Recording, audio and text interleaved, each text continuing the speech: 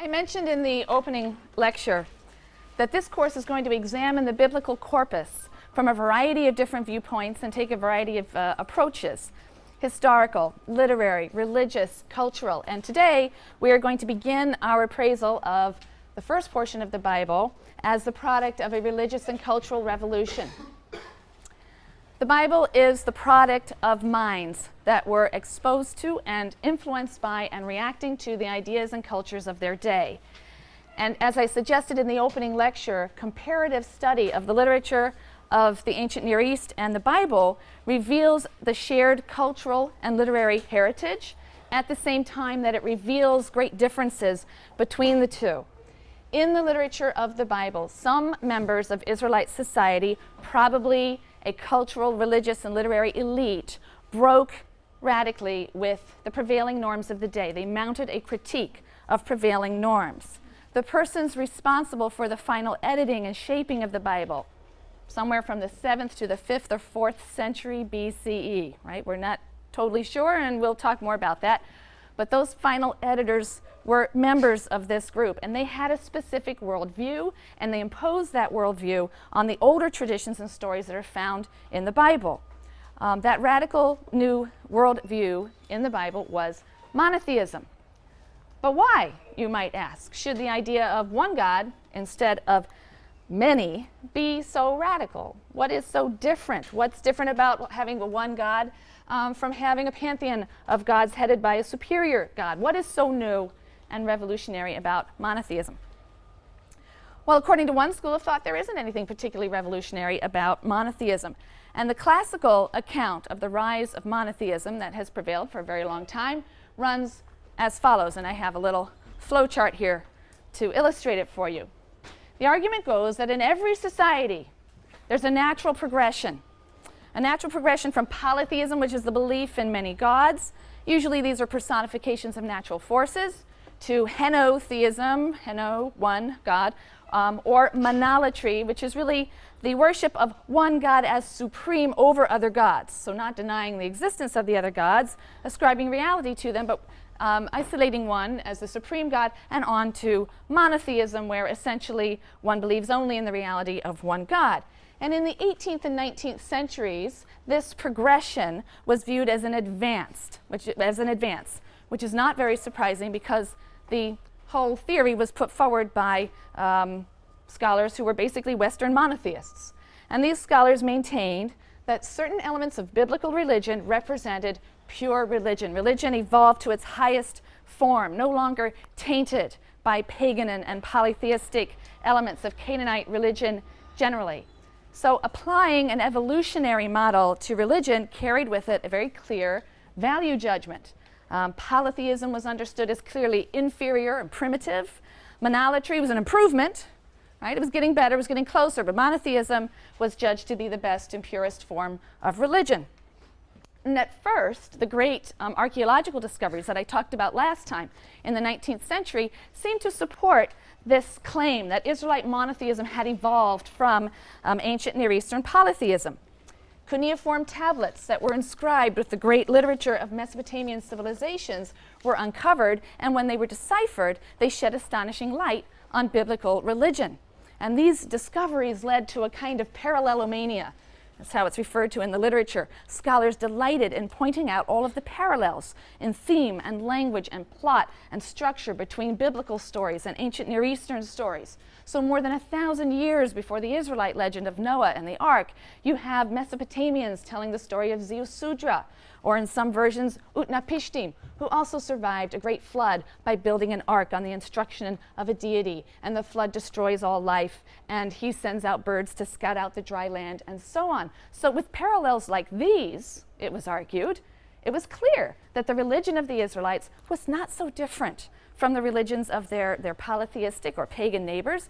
They also had a creation story. They had a flood story. They did animal sacrifices. They observed purity taboos. Israelite religion was another ancient Near Eastern religion, and they differed from their neighbors only over the number of gods they worshipped, one or many. It was just a more refined, more highly evolved version of ancient Near Eastern religion.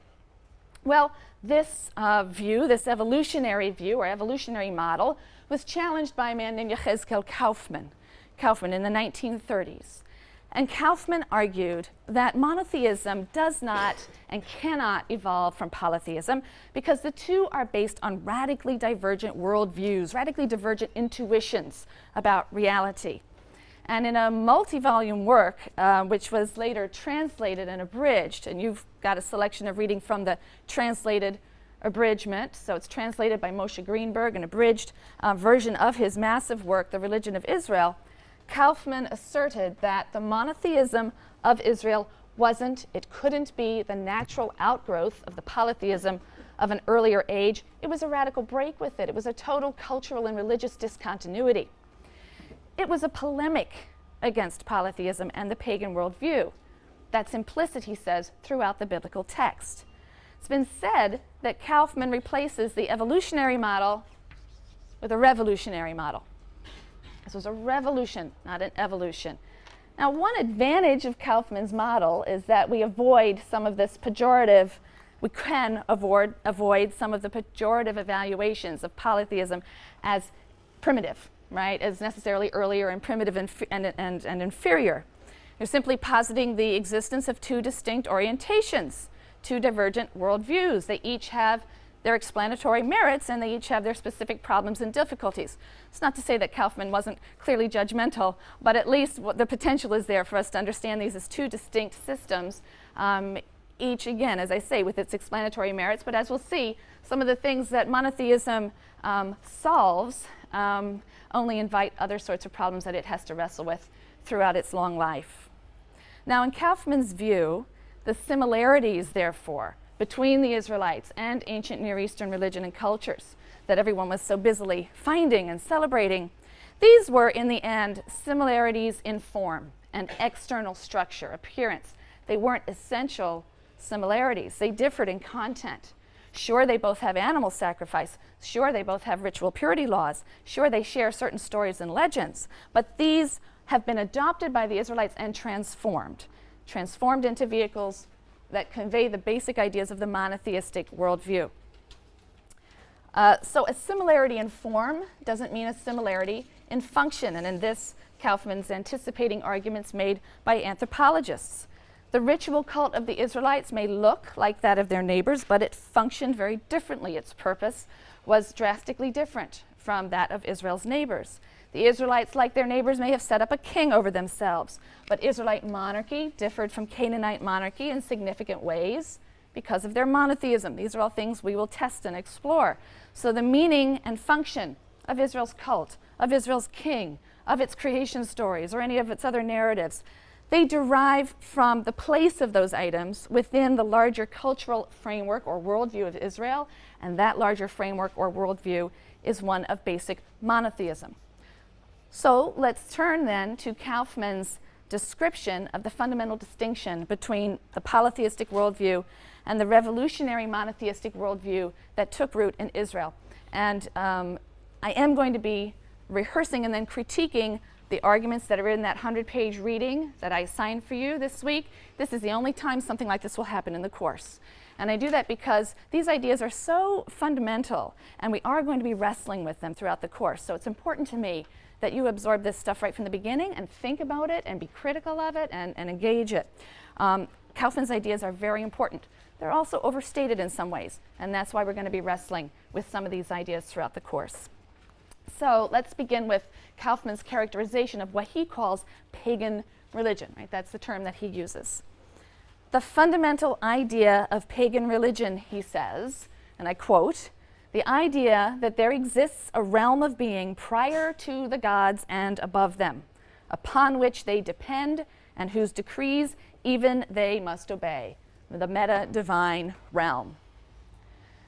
This is the realm of supreme and ultimate power, and it transcends the deities. All right? The deity or the deities emerge from and are therefore subject to the laws of the meta-divine realm, the forces and powers of the meta-divine realm. And the nature of this realm will vary from pagan tradition to pagan tradition. It might be water, it might be darkness, it might be spirit, or in ancient Greek religion, a more sort of philosophical polytheism, it might be fate. Even the gods are subject to the decrees of fate. They have no control over that.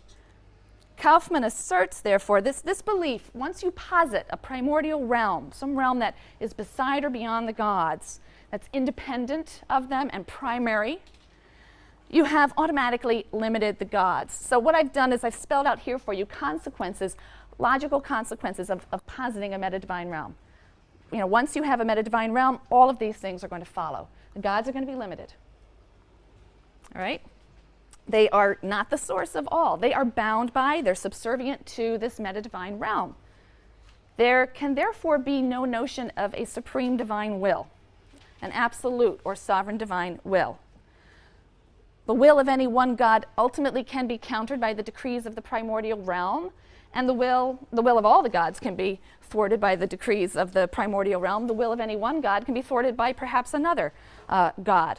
All right? So the gods are limited in power. They're also limited in their wisdom. Right? That falls under this as well. They're not going to be all-knowing or all-wise because of the existence of this realm that's beyond them, and which is in many ways mysterious to them as well. It's unpredictable to them too. It's not in their control or in their power.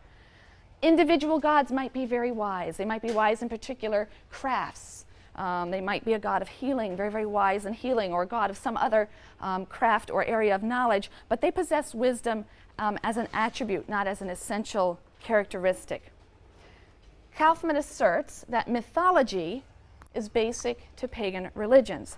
Mythologies are the lives or tales of the lives of gods, tales of the lives of the gods. In pagan religions, the gods are born, and they live lives very similar to human lives, but on a grand scale, and then they die. They might be reborn too.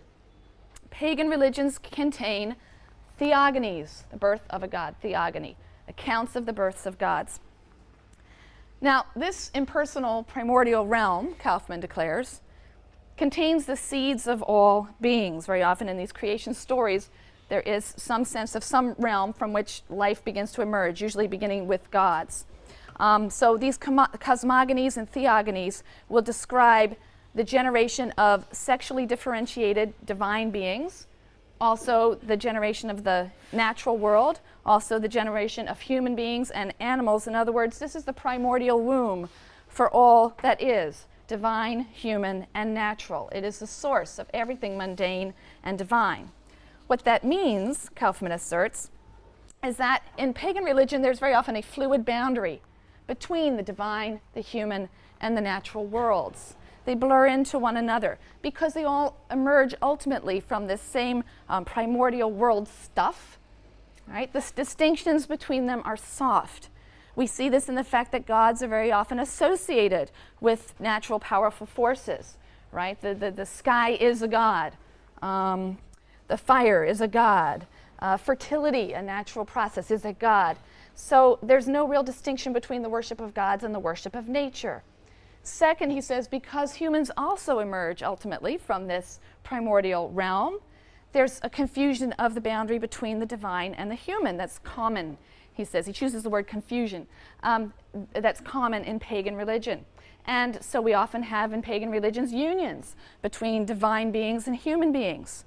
Kaufman argues, and I quote, that the continuity between the divine and human realm is at the basis of the pagan belief in apotheosis, humans becoming gods, perhaps after death, for example, becoming immortal, or very often kings, when they ascend to the throne, become gods. Whatever power the gods have, Kaufman says, is not due to the fact that their will is absolute or their spirit is absolute. The realm that transcends the gods, this meta-divine realm, is that which has ultimate power. And the stuff of which it is made is what has ultimate power.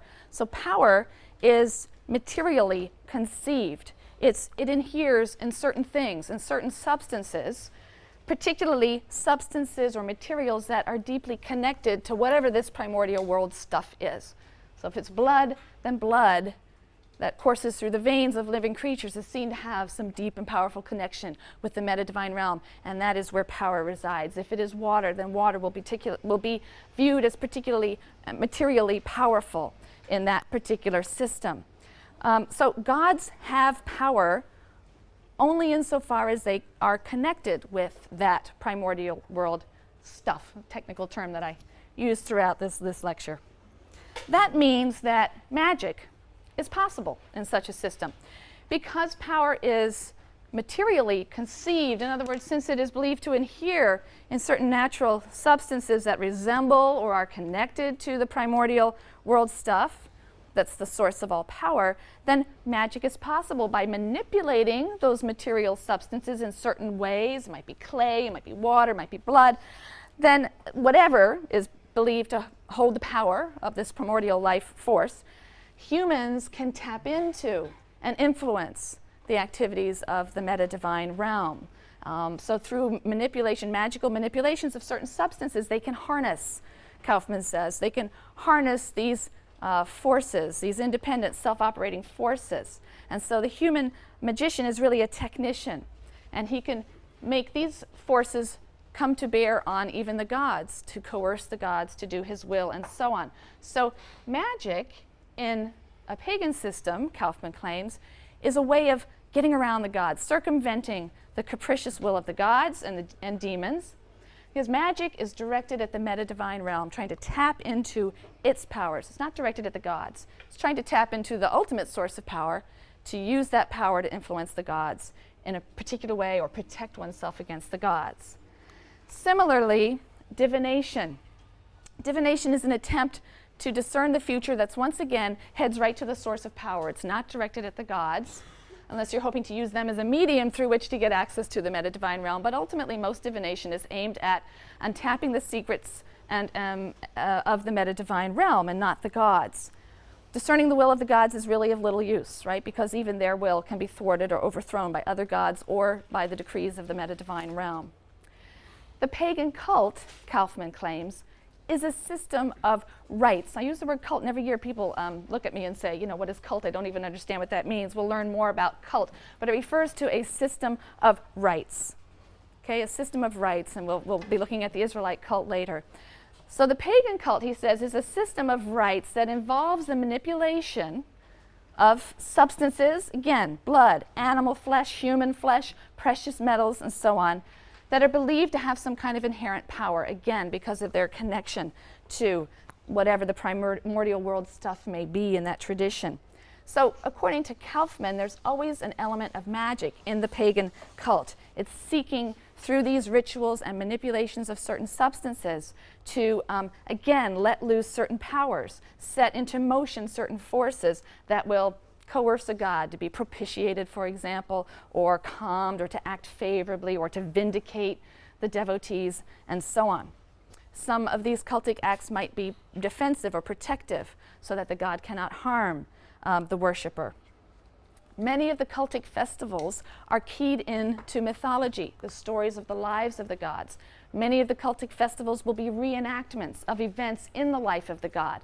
A battle that the god had, the death of the god. Usually in the winter, cultic rituals will reenact the death of the god, and then in spring, the rising or resurrection of the god. These are all reenactment festivals that occur very often, and it's believed that by reenacting these festivals in this cultic way, one brings magical powers into play and can in fact ensure and maintain the reemergence of life in the spring, and so it's essential for the maintenance, preservation of the world. One final and very important point, and we're going to wrestle with this quite a bit during the year. Kaufman claims, again, in the polytheistic worldview, the primordial realm contains the seeds of all being. Everything is generated from that realm, good and bad. So just as there are good gods who might protect human beings, there are also evil gods who seek to destroy both humans and other gods.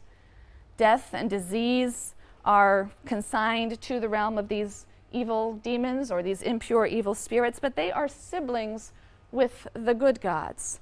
Human beings are basically powerless, he says, in the continual cosmic struggle between the good gods and the evil demons, unless they can utilize magic, divination, tap into the powers of the meta-divine realm, circumvent the gods who might be making their lives rather miserable.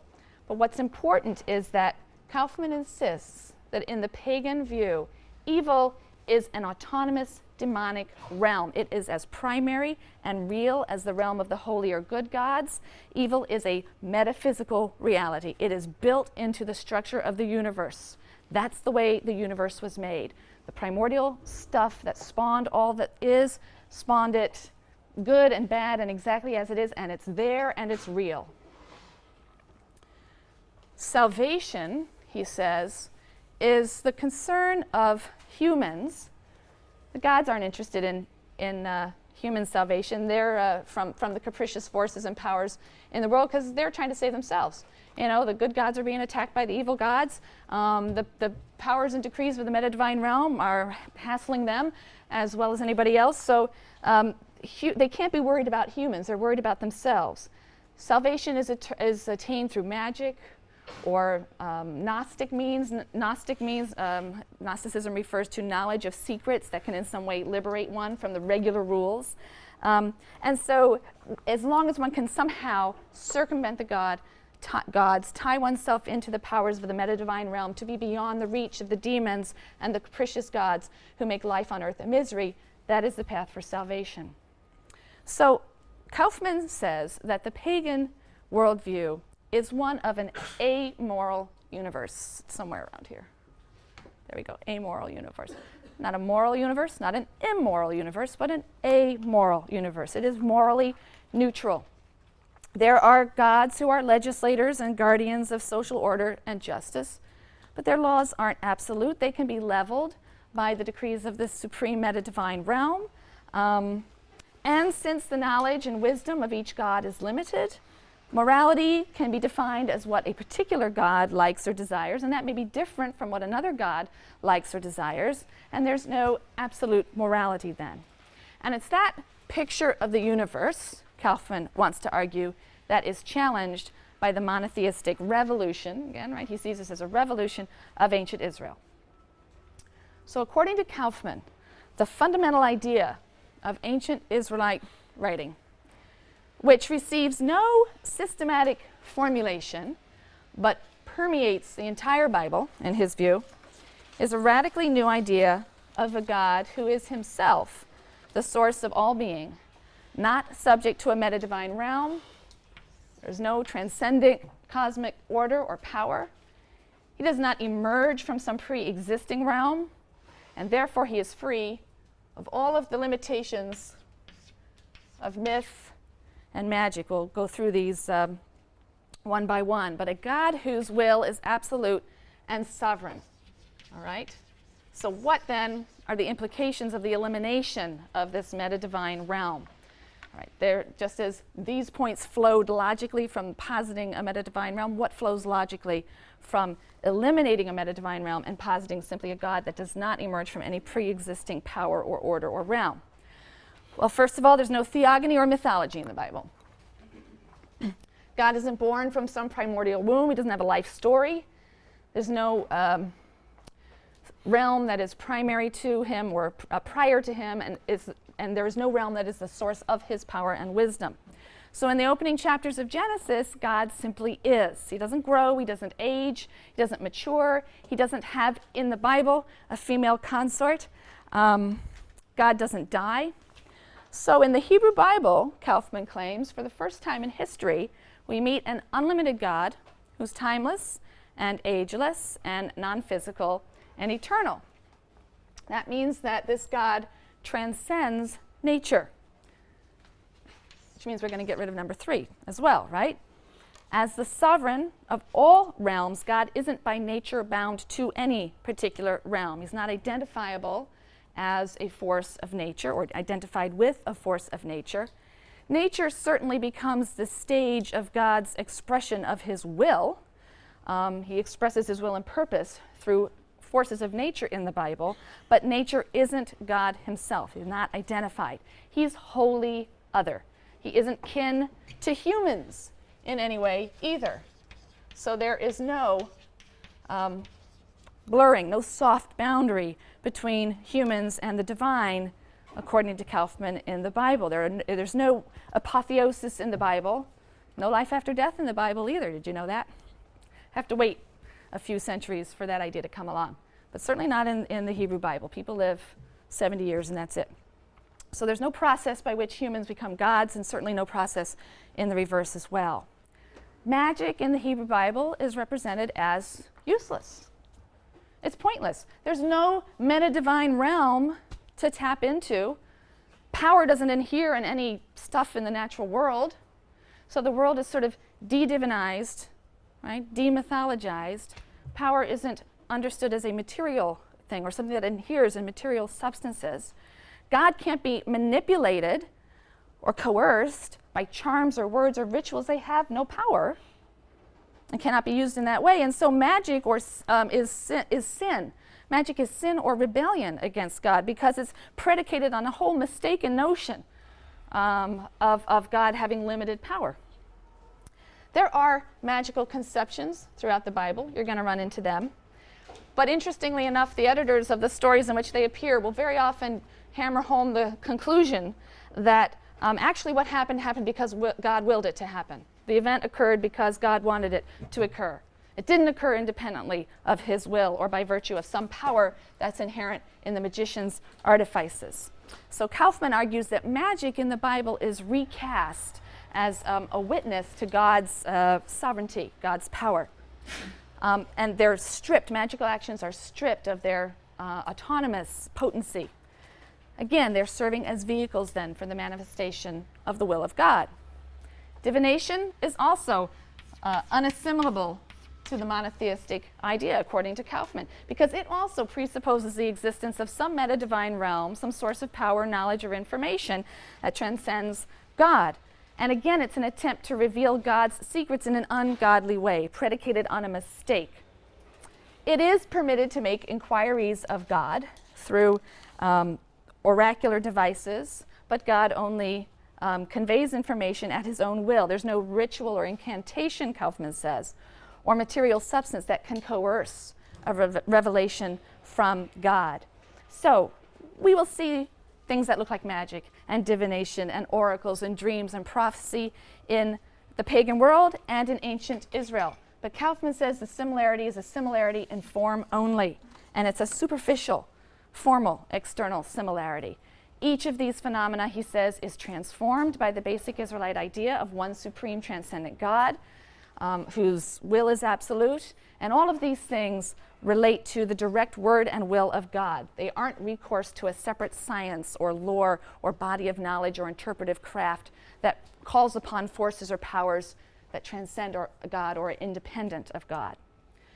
By the same token, the cult, Kaufman says, has no automatic or material power. It's not just sort of a place where certain kinds of magical coercive acts happen. The cult isn't designed to service the material needs of God either. It doesn't affect his life and vitality by enacting certain rituals. You don't ensure that God doesn't die and so on.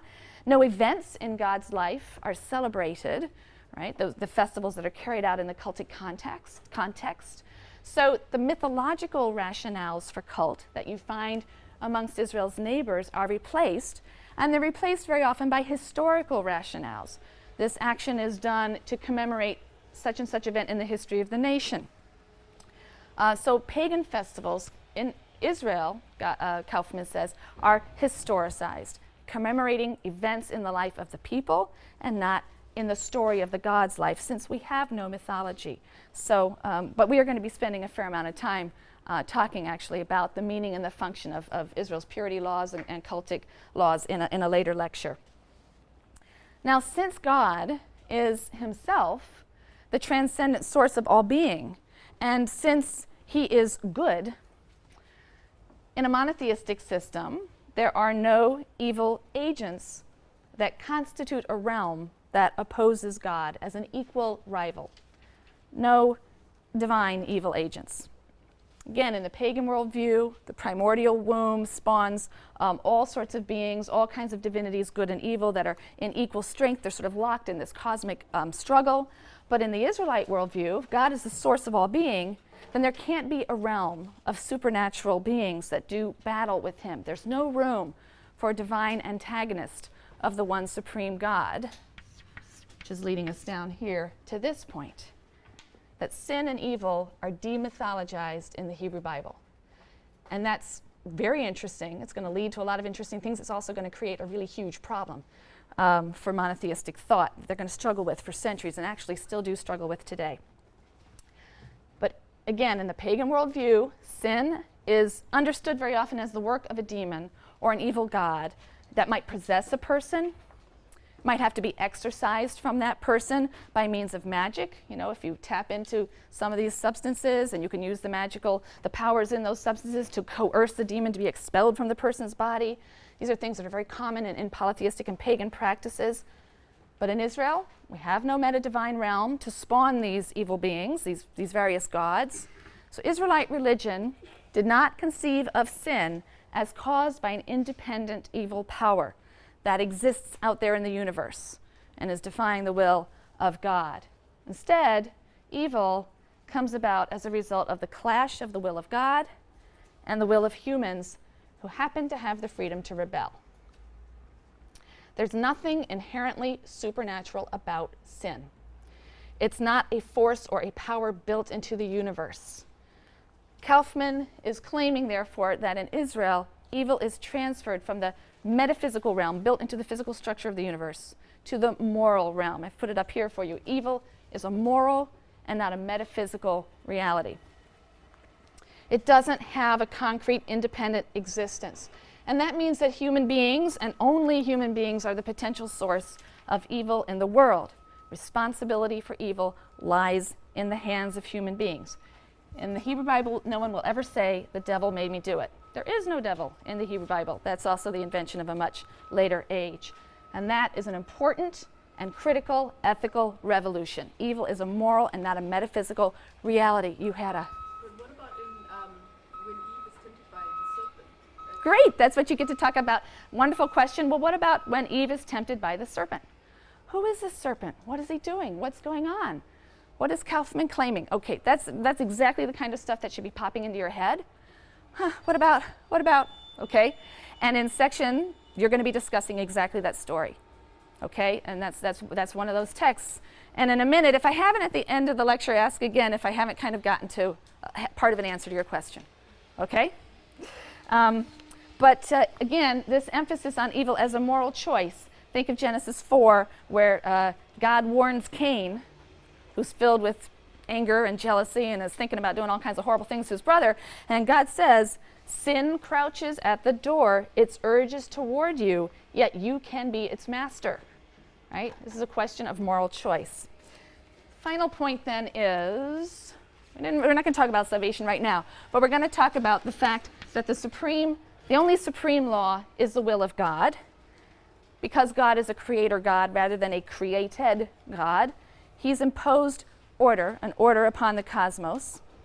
And so the pagan picture of an amoral universe of just competing powers, good and evil, Kaufman says, is transformed into a picture of a moral cosmos. The highest law is the will of God, and that imposes a morality upon the structure of the universe. So in sum, Kaufman's argument is this. Israel conceived of the divine in an entirely new way. Israel's God differed from the pagan gods in his essential nature. The pagan gods were natural gods. They were very often associated with blind forces of nature, with no intrinsic moral character, he says. And the God of Israel was understood to transcend nature. And his will was not only absolute, it was absolutely good and moral. A lot of people say, well, in a way, didn't we just rename the meta-divine realm God? No, because the difference here is that it's posited not only that this God is the only power, but that he is only good. And that was not the case with the meta-divine realm, right? That was a morally neutral, but there's a moral claim that's being made by the writers of the Hebrew Bible about this supreme power, this God. God is depicted as just, compassionate. Morality, therefore, is perceived as conforming to the will of God. And there are absolute standards, then, of justice and reverence for life. Now, Kaufman says God is demythologized, but even though he's demythologized, he's not rendered completely impersonal. He's spoken of anthropomorphically, so that we can capture his interaction with human beings. This is the only way, Kaufman says, you can write in any meaningful sense about the interaction between God and humanity. So he has to be anthropomorphized. But the interaction between God and humans, he says, happens not through nature, but through history. God is not known through natural manifestations. He's known by his action in the world in historical time and his relationship with a historical people. I just want to read you a few sentences from an article Kaufman wrote, a different one from the one that you read. But it sums up his idea that there's an abyss that separates monotheism and polytheism.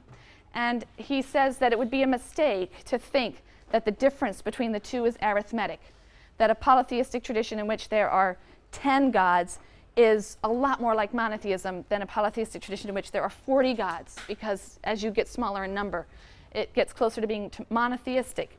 He says the pagan idea, and I quote, does not approach Israelite monotheism as it diminishes the number of its gods.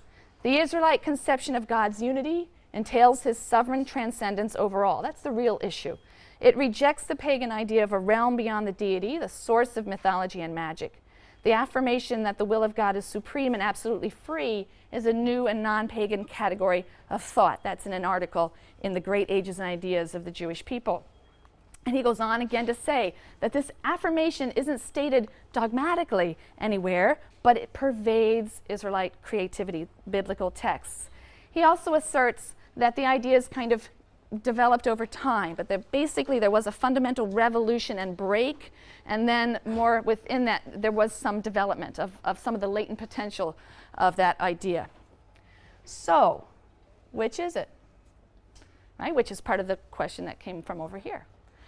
You have on the one hand the claim that Israelite religion is essentially continuous with ancient Near Eastern polytheism. It's merely limiting the number of gods worshipped to one, but it houses that God in a temple, it offers him sacrifices, and so on. And then on the other hand, we have Kaufman's claim that Israelite religion is a radical break from the religions of the ancient Near East.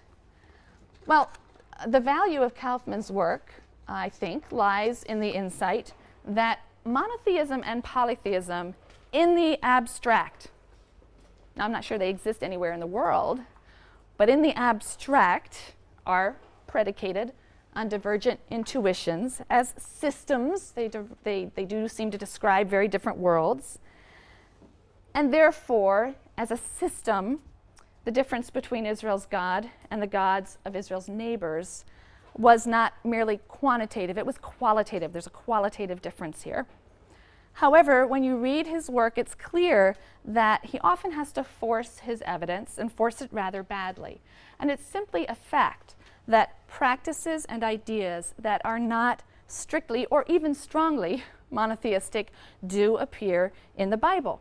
So perhaps those scholars who stress the continuity between Israel and her environment are right after all. And this impasse, I think, can be resolved to a large degree when we realize that we have to make a distinction between, well, let's do it this way first.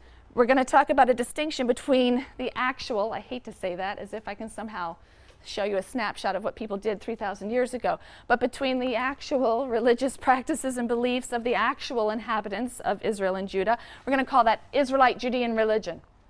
You know, what somebody back in the year 900 BCE might have done when they went to the temple, and what they might have thought they were doing when they went to the temple.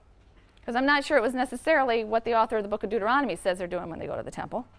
All right, so there's a difference between what actual people, inhabitants of Israel and Judah, did, we'll call that Israelite Judean religion, and the religion that's promoted, or the worldview, prefer that term, that's being promoted by the later writers and editors of biblical stories who are telling the story of these people. We'll call that biblical religion, the religion or the worldview that we can see, emerging from many biblical texts. That distinction is found in an article in your Jewish Study Bible, an article by Stephen Geller. You're going to be reading that later on in the course. But be aware of that distinction and that article. What second millennium Hebrews and early first millennium Israelites or Judites actually believed or did is not always retrievable, in fact, probably not retrievable to us. We have some clues. But in all likelihood, Hebrews of an older time, the patriarchal period, the second millennium BCE, They probably weren't markedly different from many of their polytheistic neighbors. Archaeology would suggest that in some ways that's true. We do find evidence in the Bible, as well as in the archaeological record, of popular practices that are not strictly monotheistic. The worship of little household idols, right? Local fertility deities, for example. Most scholars conjecture that ancient Israelite Judean religion, the practices of the people in the kingdoms of Israel and Judah in the first millennium BCE, it was maybe monolatrous. They might have promoted the worship of one God, Yahweh, without denying the existence of other gods, and still kept their little idols and fertility gods, or engaged in various syncretistic practices. It was probably monolatrist rather than monotheistic, really asserting the reality of only one God. Moreover, our evidence suggests that Yahweh was in many respects very similar to many of the gods of Canaanite religion. And we'll be talking about some of those at the appropriate time, but continuities with Canaanite and ancient Near Eastern religions are apparent in the worship practices and the cult objects of ancient Israel and Judah, as they're described in the biblical stories and as we find them in archaeological discoveries. The Hebrew Bible also contains sources that exhibit features of what Kaufman has described as contemporary polytheisms. In Genesis 6, I mean, the text you pointed out is a good one, but even better, go look at Genesis 6, where you have these Nephilim, these divine beings who descend to earth, and they mate with female humans. That's a real fluid boundary between the divine and human realms, if you ask me. But it only happens there in one spot. In many passages, too, Yahweh is represented as presiding over a council of gods. Right? Certainly in the Psalms, we have these sort of poetic and metaphoric descriptions where God is, okay, guys, what do you think? You know, providing, or he's one of them, actually. In one Psalm, it's great. He's one of the gods, and he says, you know, you guys don't know what you're doing. Let me take over. And he stands up in the council and takes over. So there are other passages in the Bible, too, that assume the existence of gods, other gods worshipped by other nations. So there's certainly stuff like that in there you're going to have to think about. Now, nevertheless, the most strongly monotheistic sources of the Bible do posit a God that is qualitatively different from the gods that populated the mythology of Israel's neighbors and probably also Israelite Judean religion. In these sources, Israelites' deity is clearly the source of all being. He doesn't emerge from a pre-existing realm. He has no divine siblings. His will is absolute. His will is sovereign. He's not affected by magic or coercion. And biblical monotheism, biblical religion, assumes that this God is inherently good. He's just, he's compassionate, and human morality is conformity to his will. Because certain texts of the Bible posit this absolutely good God who places absolute moral demands on humankind, biblical monotheism is often referred to as ethical monotheism. So it's a term that you'll see quite a bit. Ethical monotheism. Beginning perhaps as early as the 8th century and continuing for several centuries, literate and decidedly monotheistic circles within Israelite society put a monotheistic framework on the ancient stories and traditions of the nation. They molded them into a foundation myth that would shape Israelite and Jewish self-identity and understanding in a profound way. They projected their monotheism onto an earlier time, onto the nation's most ancient ancestors. Israelite monotheism is represented in the Bible as beginning with Abraham. Historically speaking, it most likely began much later, and probably as a minority movement that grew to prominence over centuries. But that later monotheism is projected back over Israel's history by the final editors of the Bible. And that creates the impression of the biblical religion that Kaufman describes so well. All right? But the biblical text itself, the biblical record, is very conflicted. And that's part of the fun of reading it. And you will see the biblical record pointing to two different and conflicting realities. You will find religious practices and views that aren't strictly monotheistic. And you'll find later religious practices and views that are. And the later sources, which we might best call biblical religion, are breaking, therefore, not only with ancient Near Eastern practices, but also with Israelite Judean practices, with other elements within their own society. So biblical religion, as Kaufman describes it, isn't, I think, just a revolution of Israel against the nations. I think it's also a civil war of Israel against itself. And that's an aspect that is really not entertained by Kaufman. And I think it's an important one for us to entertain, so that we can allow the biblical text to speak to us in all of its polyphony and not try to force it all into one model. Right? Well, I know this is a monotheistic text, so gosh, I better come up with an explanation of Genesis 6 that works with monotheism. Okay? You're going to be freed of having to do that. You're going to be freed of having to do that. Let the text be contradictory and inconsistent and difficult. Let it be difficult. Don't homogenize it all. So the differences between the God of the monotheizing sources of the Bible and the gods of surrounding Mesopotamian literature and older Israelite ideas, perhaps, they're apparent from the very first chapters of Genesis. That's a creation story in Genesis 1. We're going to see a creation story that's added to the Pentateuch, the first 5 books of the Bible, Genesis through Deuteronomy. This creation story is added to the Pentateuch, probably in one of the last rounds of editing, probably 6th century, perhaps, we don't really know. But Genesis 1 is a very strongly monotheistic opening to the primeval myths that are then contained in the next 10 chapters of Genesis. So next time we're going to start with a close reading and examination of Genesis 1 through 4. We're going to read these stories with an eye to Israel's adaptation of Near Eastern motifs and themes to sort of monotheize those motifs and themes and express a new conception of God and the world and humankind.